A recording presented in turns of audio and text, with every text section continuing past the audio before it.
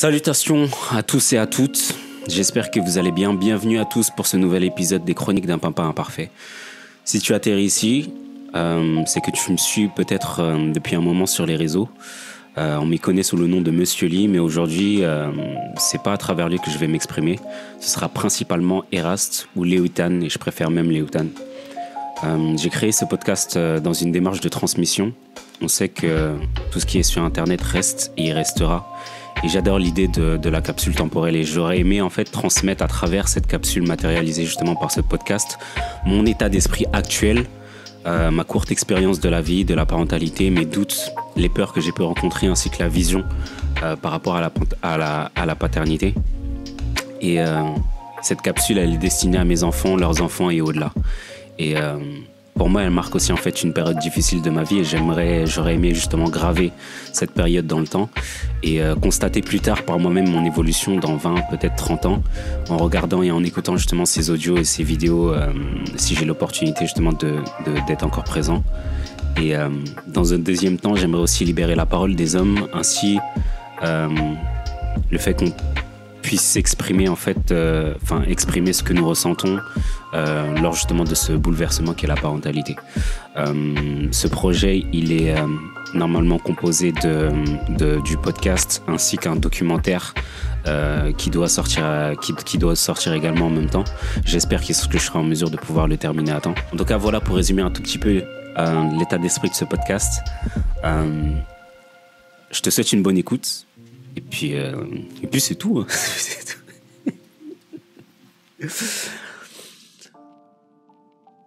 Alors, dans cette deuxième partie, j'ai décidé d'aborder tout ce qui a précédé en fait la décision du fait d'avoir un enfant en fait. En fait, je vais m'attarder principalement sur la période entre le divorce de mes parents et le moment justement où j'ai pris la décision de faire un enfant, puisque je pense que c'est cette période-là qui a énormément marqué ma vie et qui a été déterminante en fait dans tous les choix que j'ai pu faire et dans l'orientation en fait que ma vie elle a pris ensuite. Pardon. Et même dans la manière dans ma manière d'être, dans ma manière de voir les choses. Je pense que c'est cette période-là qui a véritablement caractérisé en fait les choses.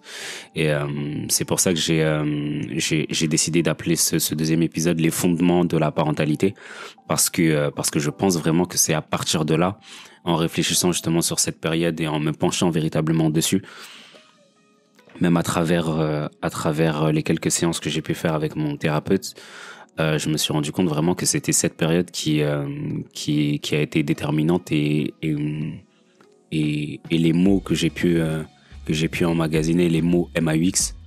Je vais boire un tout petit peu. On va chauffer la voix là, parce que là, on va parler des choses chaudes.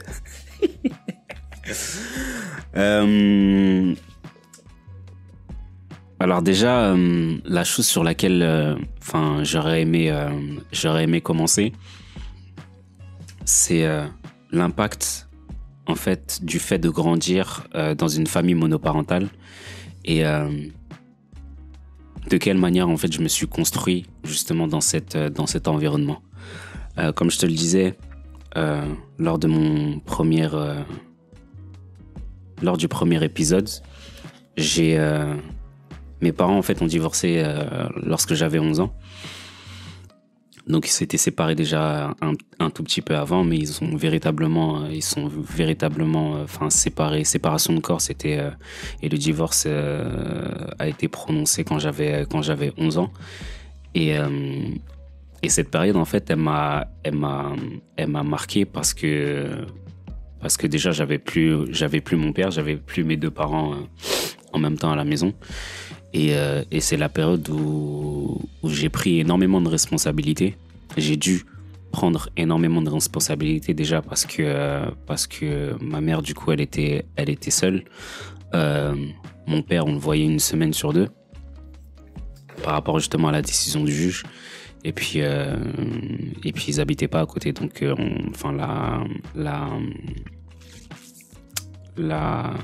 les moments pendant lesquels justement on voyait mon père, ils étaient très très courts.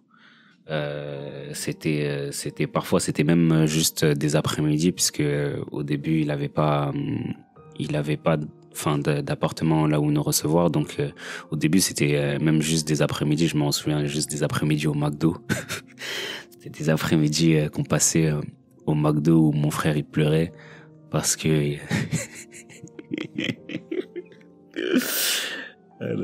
quand je me souviens de cette période là, mon frère il pleurait parce que il voulait manger le menu des grands, mais il voulait quand même le jouet. Et c'est bizarre que je me souvienne que c'est cette période, ces trucs-là qui me marquent. Bref.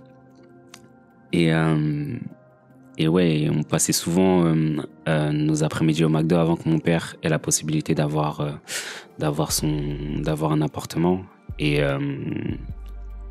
Et en vérité, ça se passait plutôt bien avec lui. Les moments en tout cas qu'on passait ensemble, étant donné qu'ils étaient courts, je pense que mon père il essayait de faire en sorte qu'on soit bien, tout simplement, tu vois. Et c'est même la période pendant laquelle c'était la deuxième fois que j'ai vu pleurer mon père de ma vie. Parce que je pense que le fait de pouvoir se séparer et laisser ses enfants de cette manière, je pense que c'est aussi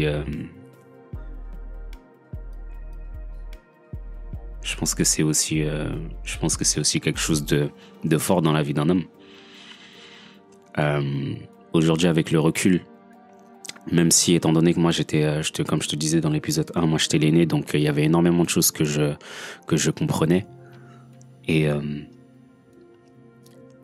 même si j'étais pas au courant de la totalité de la situation, mais j'étais le seul à véritablement comprendre la situation. Mais mon petit frère et ma petite sœur, pour moi, ils étaient trop petits, même si je pense que eux aussi comprenaient peut-être certaines choses, tu vois, mais étant donné que moi j'étais véritablement, entre guillemets, j'étais véritablement dedans, et j'étais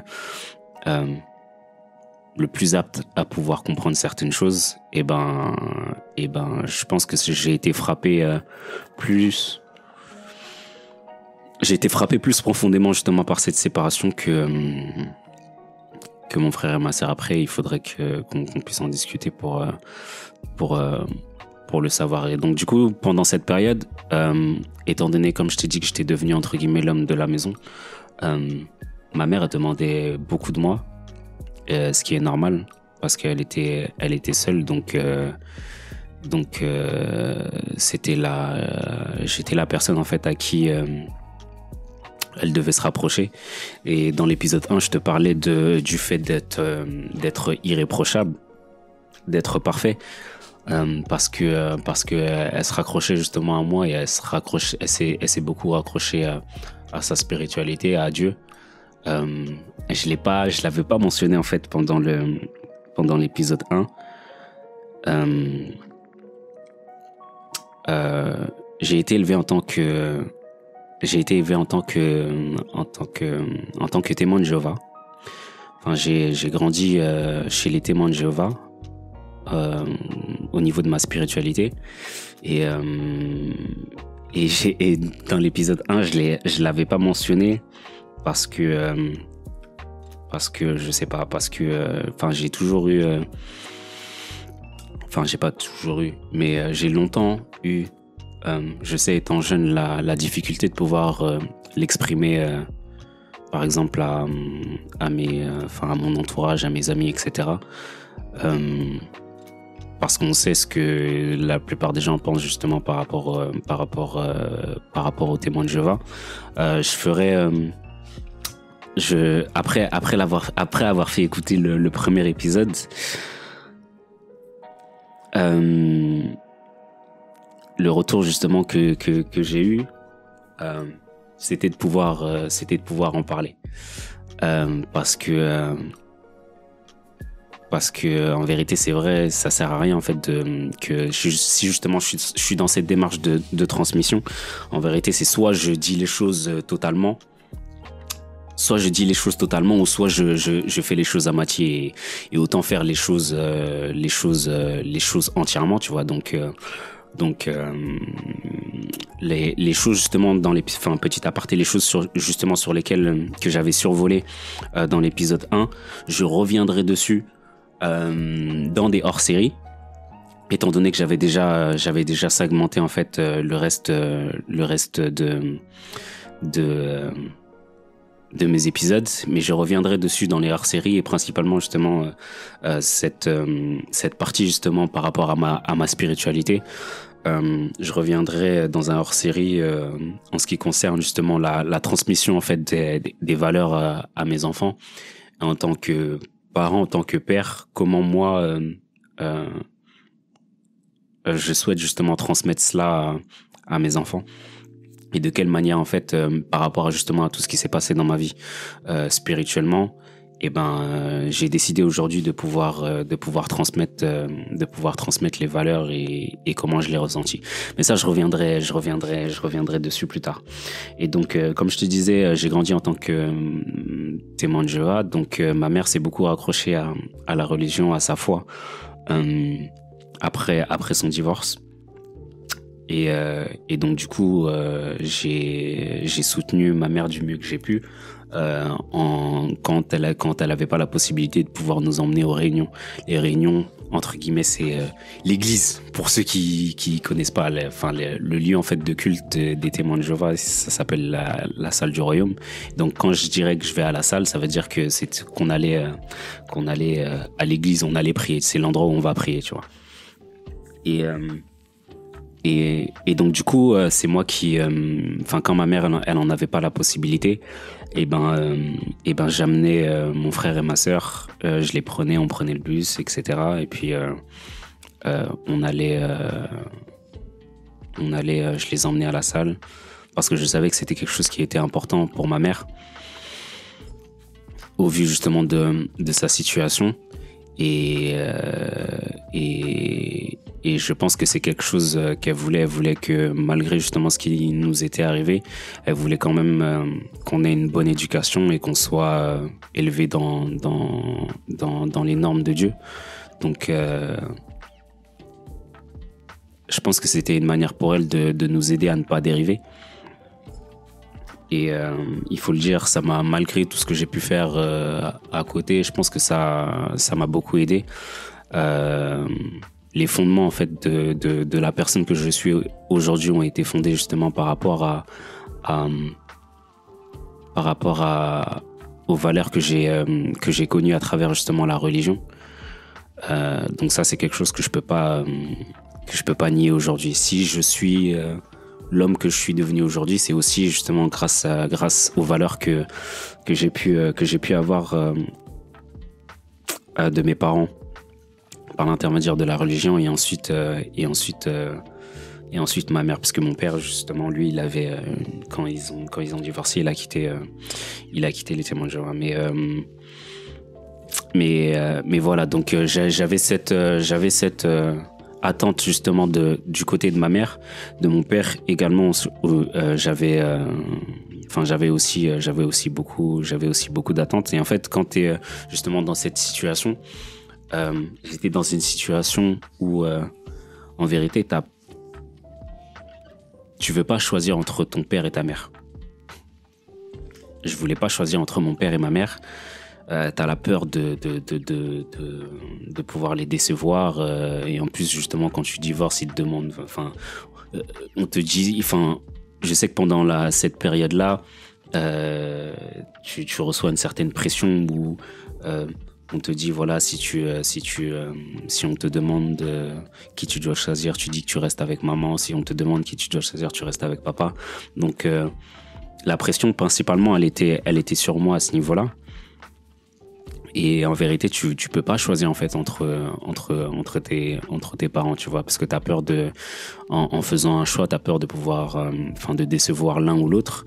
Et je me rappelle même que certains certains amis de mes parents ou membres de la famille m'avaient demandé de pouvoir intervenir pour régler la situation entre mes parents. Et c'est une pression en fait supplémentaire parce que tu dis que, enfin, c'est quelque chose que j'ai pas fait, parce que j'ai jamais eu le courage de le faire, et j'étais aussi dans une période où j'avais beaucoup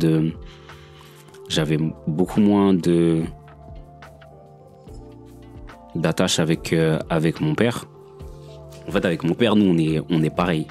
On est vraiment pareil. C'est-à-dire que on est des personnes réservées. On peut être dans la même pièce comme ça et ça se trouve, on va parler sur des banalités, etc. Mais on n'a jamais eu vraiment cette relation fusionnelle comme quand, entre guillemets, j'étais petit. Après, quand j'étais petit, c'était différent, mais en grandissant, de par tout ce qui est arrivé, on n'a jamais pu avoir véritablement cette relation fusionnelle. Et ça, c'est très important, justement, ce que j'allais oublier de dire. C'est que j'ai jamais pu avoir cette relation fusionnelle et continuer d'entretenir cette relation en grandissant avec mon père, étant donné que déjà quand il est parti, c'était plus difficile, et les moments où on était avec lui, c'était difficile aussi, tu vois. Et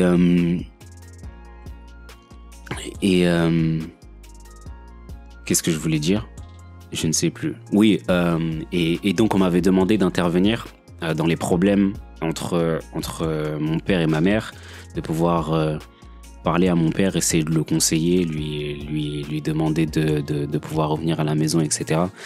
Et aujourd'hui, avec du recul, je me rends compte que même si parfois j'ai eu des regrets parce que j'ai jamais, des fois je me rappelle, j'étais seul avec mon père et je me dis vas-y, là je vais le faire et tout, là je vais lui parler, mais j'ai jamais eu le courage de franchir le pas.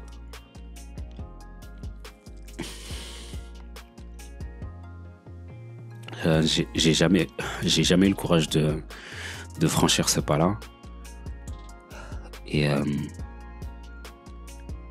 Et parfois ça je l'ai regretté, tu vois, je l'ai regretté.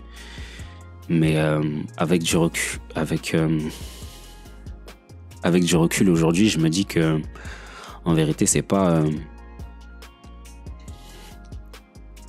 aux enfants de pouvoir faire ça. C'est pas aux enfants de régler les problèmes qui concernent les adultes. Et en vérité, peu importe ce qui arrive justement entre tes parents, jamais tes enfants devraient pouvoir y être mêlés, tu vois, par quel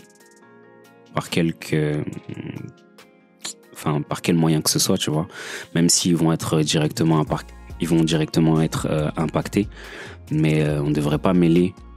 Et ça, c'est une leçon en fait que je peux tirer justement de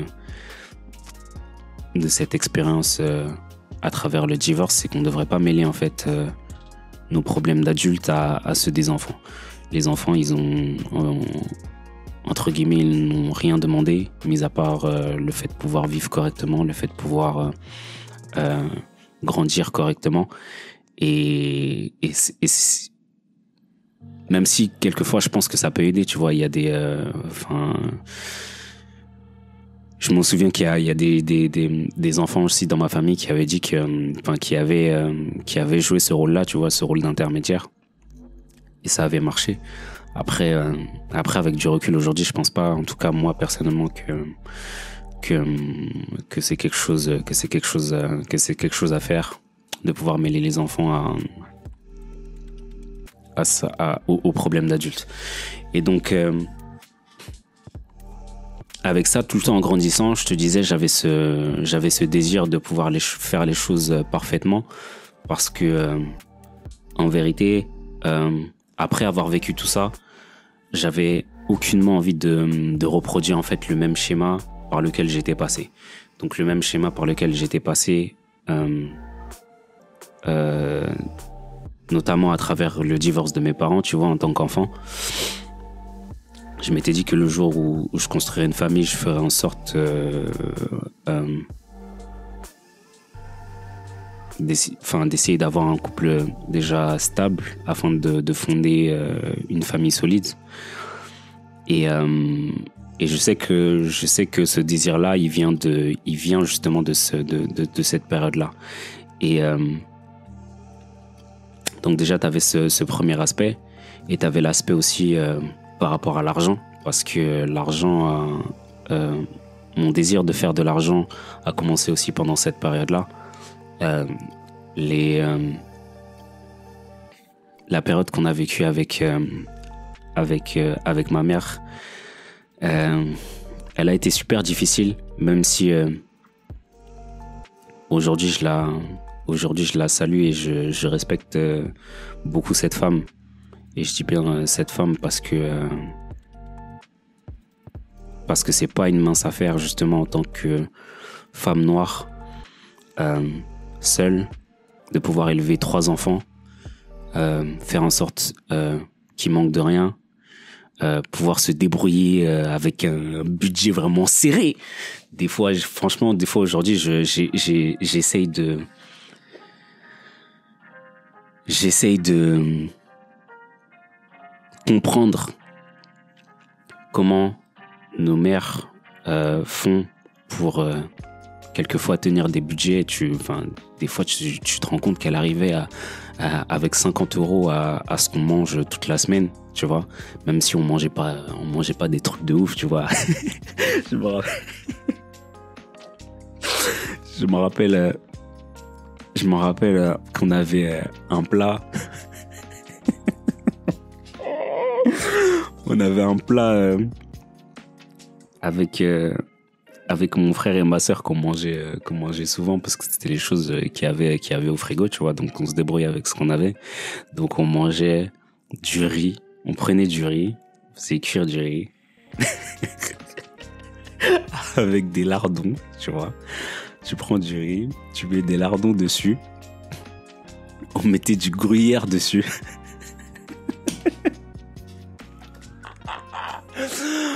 On prenait du riz avec du gruyère, des lardons, et on mettait ça au micro-ondes, tu vois. On mettait ça au micro-ondes, tu chauffes, donc du coup ça fait cuire le lardon, etc. Après on mettait du ketchup pour la sauce. Les repas de la Hesse.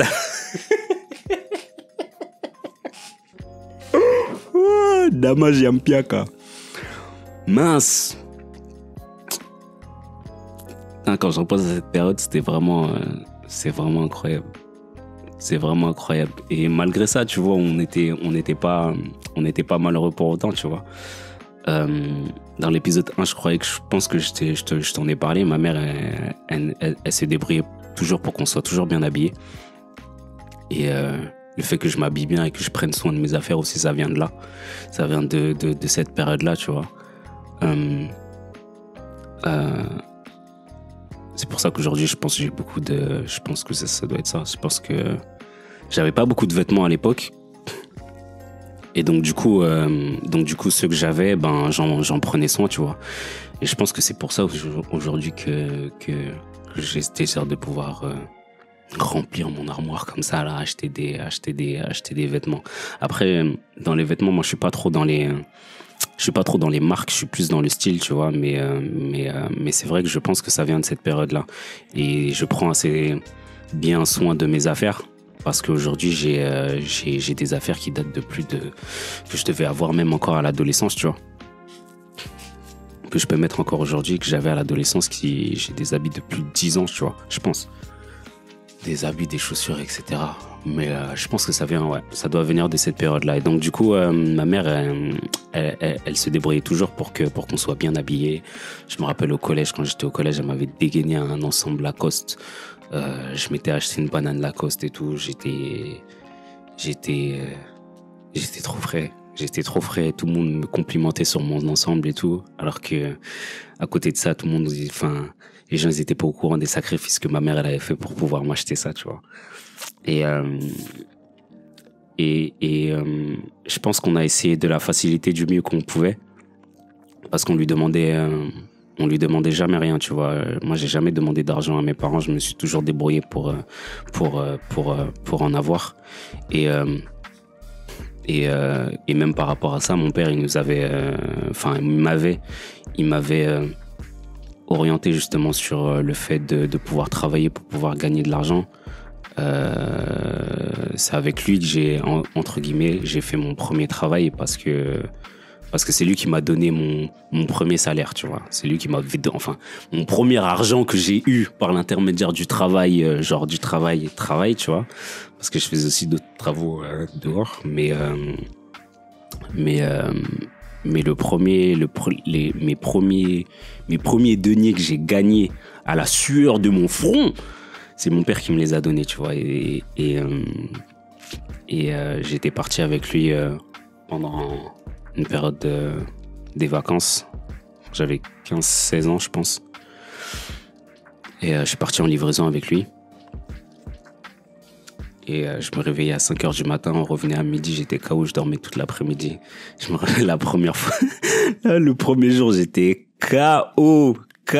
J'ai dormi on arrive au dépôt à 5h du matin, entre 5 et 6h du matin, et tu charbonnes jusqu'à midi, 13h, tu vois. Et tu reviens à la maison et j'étais KO, j'ai dormi jusqu'au soir. Et quand tu te dis que c'est ça le travail et le lendemain ça recommence, c'est mes premiers en tout cas confrontations face au, entre guillemets, au monde du travail et à l'argent.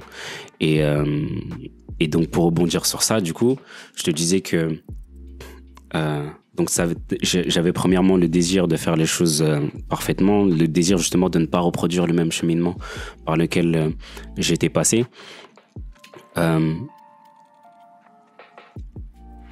Et en voyant justement les difficultés que ma mère elle rencontrait, je te parlais de l'argent, le désir de sortir de la pauvreté, tu vois, le désir de sortir de la pauvreté, de ne plus être pauvre, d'être en mesure de mettre à l'abri ma mère, la daronne à l'abri. Eh ben, je pense que ça vient de là, tu vois. C'est pour ça que j'ai toujours voulu avoir de l'argent, parce que je sais que c'était mon désir de pouvoir devenir riche. Je pense qu'il est venu de là, parce que je voulais plus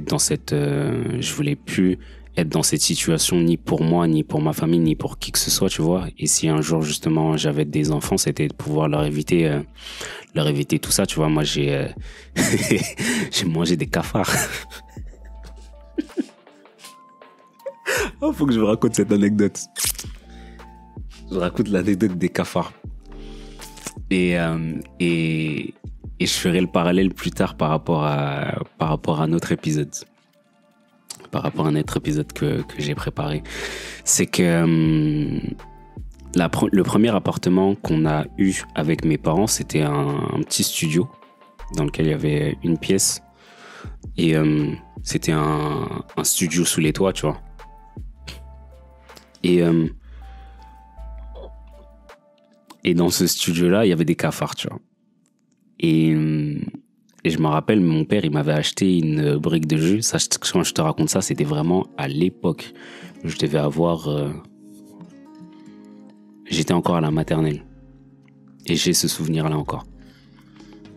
Je devais avoir 4-5 ans. J'étais pas encore en CP. Je devais avoir 4-5 ans.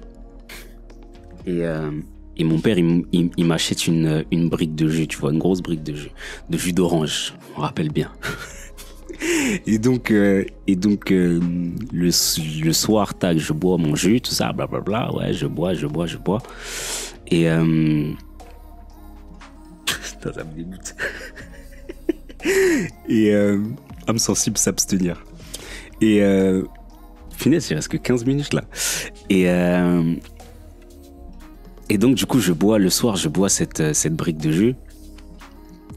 Et je m'endors, tu vois. Donc je laisse ma brique de jus à côté. Je m'endors, du coup. Et le matin, je me réveille. Et la première chose que je fais le matin, du coup, c'est me diriger vers ma brique de jus. Il y a le live ici, la caméra qui s'est coupée, désolé. Et donc la première chose que je fais, du coup, c'est me diriger vers ma brique de jus, tu vois. Et du coup, je la bois. Et là, on est dans le noir, tu vois. Et je la bois, mais je sens des trucs sur ma langue, tu vois. Donc je bois et à chaque fois que je sens des trucs sur ma langue, j'enlève et tout. J'enlève. Après un moment, je me dis, mais c'est bizarre, hier le jus, il était pas comme ça.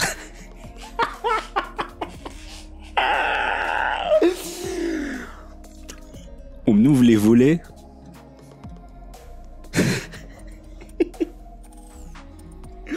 J'enlève les trucs, je vois c'est des cafards. Oh punaise. AVC. Et depuis ce jour-là, je déteste la pulpe. La pulpe dans le jus d'orange, en fait, directement, ça me fait un flashback. Ça me fait repenser justement à ce truc-là. Et bref, il y a toutes ces choses-là justement par lesquelles je me dis que plus jamais je ne voudrais jamais en fait que mes enfants puissent passer par là. Je me souviens à des nuits, notre chauffage en fait il fonctionnait plus. Et il y avait justement des frères de notre congrégation mais qui étaient venus nous voir et qui nous avaient passé un chauffage le chauffage où tu mets du gasoil là, pas du gasoil. Bref, les chauffages pas à huile.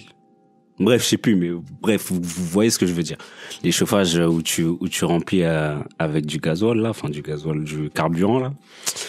Et ça a été la renaissance puisqu'on est resté vraiment plusieurs mois sans chauffage en hiver. On n'arrivait pas à se chauffer. Et étant donné que la machine en fait qui servait justement de chauffage, c'était un truc central et c'était aussi ce qui chauffait l'eau, tu vois. Et quand on parlait les gens quand ils parlaient je me rappelle Lafouine, il disait qu'il est resté 3 mois sans eau chaude ou je sais plus quoi. Mais nous, on est resté plusieurs années sans eau chaude, tu vois. Et ce qu'on faisait, c'est qu'on lavait.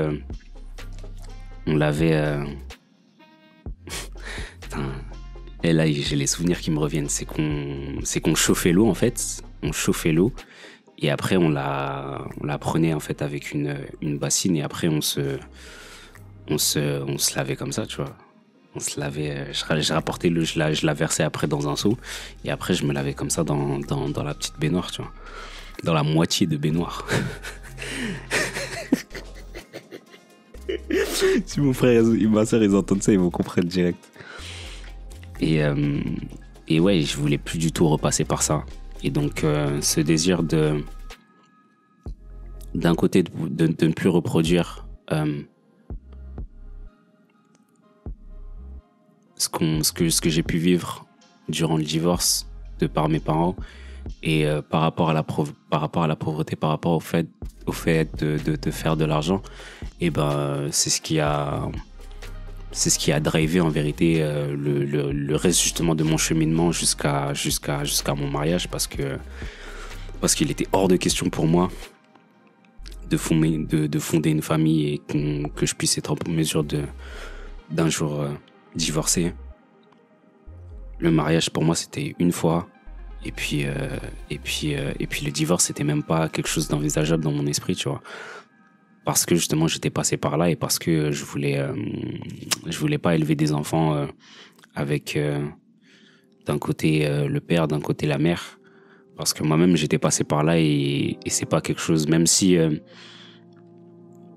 on n'était pas malheureux à la mort, tu vois, mais je sais que ça aurait été peut-être différent si nos deux parents avaient été là. Après, à partir du moment où tu t'entends plus, aujourd'hui justement en prenant du recul, si tu t'entends plus, tu dois prendre les décisions d'abord pour ta famille, mais si ça marche plus, tu vois. Mais quoi qu'il en soit, tu dois faire, je pense en tout cas, de tout ton possible, tenter le tout pour le tout,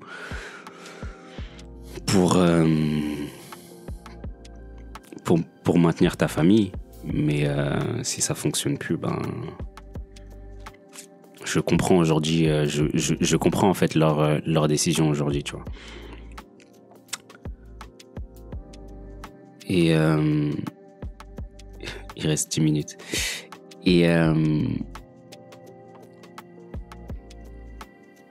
Et ouais, ça a été mon état d'esprit jusqu'à mes 25 ans. Parce que c'est l'âge à laquelle je me suis marié, parce que j'avais un schéma bien défini dans ma tête. Je voulais me marier à 25 ans, je sais pas pourquoi. J'avais cet âge dans ma tête et je m'étais dit que c'était l'âge auquel je voulais me marier. Donc j'ai fait en sorte d'établir mon plan, de faire les choses pour que je puisse me marier à 25 ans. On s'est marié je me suis marié à 25 ans. Et voilà, ça a été la période, toute cette période avant la décision justement de prendre un enfant a été, je te disais, elle a été marquée par différentes étapes, différents mots, différents traumatismes aussi, je pense, qui sont ressortis plus tard, mais qui n'ont pas forcément été guéris encore aujourd'hui, je le sais. Mais aujourd'hui, en regardant justement en arrière, je pense qu'à un moment, c'est sûr, à un moment, il y a eu un déclic. Et je pense que c'est super important de pouvoir régler toutes ces choses-là avant de véritablement s'impliquer dans une vie de famille. Après, je pense pas que je serai en mesure je pense pas que t'es en mesure de pouvoir, ça grince. Je pense pas que t'es en mesure véritablement de pouvoir régler tous tes soucis ou régler tous tes traumatismes. Mais en tout cas, d'essayer de comprendre le comment du pourquoi, essayer d'en comprendre la source, je pense que c'est déjà un véritable pas justement dans l'avancement de ton rétablissement, tu vois. Parce que je sais que moi, en quelques années, il y a différentes choses que j'ai pu remettre en question. Et je me dis pas que j'ai perdu du temps parce que c'est la vie qui est comme ça, et la vie m'a amené là où je suis aujourd'hui, et les décisions et les choix que j'ai faits m'ont amené là où je suis aujourd'hui. Mais tu te demandes comment auraient été les choses si elles s'étaient passées autrement, tu vois. Après, maintenant, on rentre dans le regret, et moi, je veux pas avoir de regret. Je pense que en vérité, le regret n'existe pas, parce que au moment où on fait les choix, on est conscient de ce qu'on fait, et au moment où tu fais le choix, tu veux le faire, tu vois. Donc c'est que quand le choix que tu fais ne va pas à ton avantage, ou à l'encontre peut-être des expectations que tu te faisais, que là tu commences à regretter. Mais je pense pas que le regret puisse véritablement exister. Ou alors dans ce cas-là, ce qu'on peut regretter, je pense que c'est plus les conséquences en fait de nos choix. Je pense que je vais m'arrêter là pour cet épisode, parce qu'en vérité il retrace bien en fait ce que je voulais établir, les fondements en fait de la parentalité, et dans le schéma en fait que j'avais fait justement par rapport à GTA, parce que j'ai oublié de le préciser justement dans l'intro, faudrait que je le rajoute, que tout ce podcast en fait il est fait en parallèle justement par rapport à GTA. Donc GTA, c'est un jeu, je pense que la plupart des personnes y ont déjà joué ou ont déjà entendu parler au moins une fois. Et dans GTA 2, donc si tu regardes aussi ma jaquette, j'ai changé, j'ai mis les deux références justement à GTA 2. Et dans GTA 2, en fait, on était toujours dans un espace en fait en 2D où tu voyais la vue vers le haut, mais c'était les fondements en fait. C'est ce qui a été les fondements du prochain GTA, tu vois, le prochain passage justement à la 3D, le passage justement à aux choses sérieuses, tu vois, et en référence justement par rapport à ça et en parallèle par rapport à ça, et ben c'était pour ça que justement je voulais établir cet épisode 2 comme ça, montrer en fait le fondement de tout ce qu'a été ma vie justement durant cette période-là, parce que c'est celle qui va permettre d'accéder au prochain palier, qui est justement la prise de décision justement de faire un enfant. Et tout ce qui s'ensuit en fait. Donc voilà, je vais m'arrêter ici pour cet épisode. J'espère que ça t'aura plu. J'espère que ça vous aura plu. J'ai essayé d'être le plus transparent possible. J'essaye en tout cas de maintenant de donner le maximum de détails, puisque comme je l'ai dit, soit je fais les choses à moitié ou soit je les fais entièrement, et je préfère les faire entièrement parce que comme je l'avais dit aussi lors de l'épisode 1,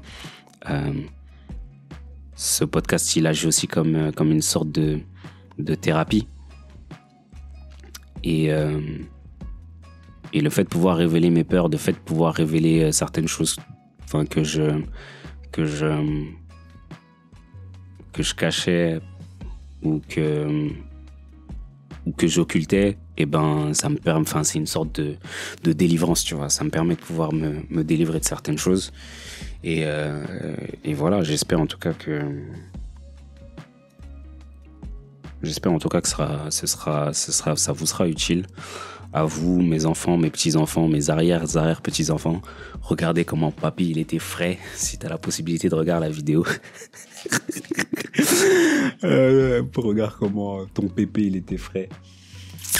Et aussi à toi, les boutanes. J'espère que plus tard ça te permettra de pouvoir, quand tu reviendras dessus, et ben tu constateras qu'il y a eu un changement, qu'il y a eu une évolution par rapport à la personne que tu étais. Et j'espère que les choses se passeront bien pour toi, en tout cas. Ça fait bizarre de se parler. Ça fait bizarre de se parler. Bref, prenez soin de vous, prenez soin de vos proches et de vos poches. T'as compris maintenant pourquoi, hein? Prenez soin de vous, premièrement. Prenez soin de vos proches et de vos proches. Vos proches et de vos poches. L'argent, les poches, t'as capté. On se retrouve bientôt pour un nouvel épisode. En attendant, n'hésitez pas à vous abonner.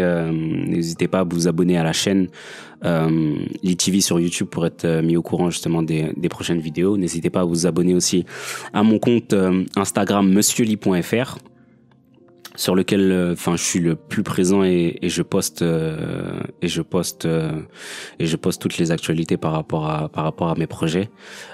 Continuez de suivre le fil rouge. J'espère pouvoir terminer le documentaire et vous le livrer dans les plus brefs délais. Ou alors je verrai si à la fin justement des épisodes que je lance du podcast, je lancerai. Je sais pas. Mais pour l'instant, en tout cas, voilà, c'est toujours en préparation. Et puis voilà. Merci à ceux et celles qui me soutiennent. Merci à ceux et celles qui ont pris le temps de pouvoir écouter jusque là. Vous avez vraiment la foi. Vous avez la foi.